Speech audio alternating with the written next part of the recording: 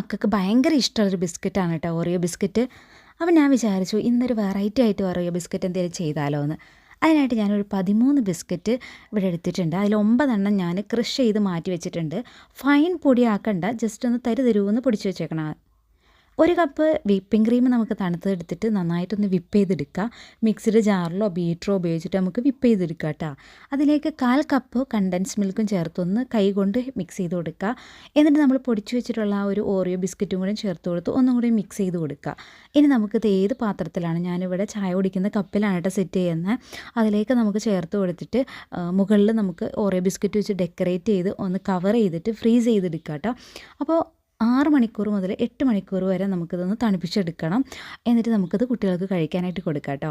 ഇത് വീണ്ടും വീണ്ടും ഉണ്ടാക്കി തരാൻ അവരെന്തായാലും ആവശ്യപ്പെടും. അപ്പോൾ ഒന്ന് ട്രൈ ചെയ്ത് നോക്കുക, ഫീഡ്ബാക്ക്സ് അറിയിക്കുക. വീഡിയോ ഇഷ്ടപ്പെട്ടാൽ ഫോളോ ചെയ്യാനും മറക്കരുത് കേട്ടോ.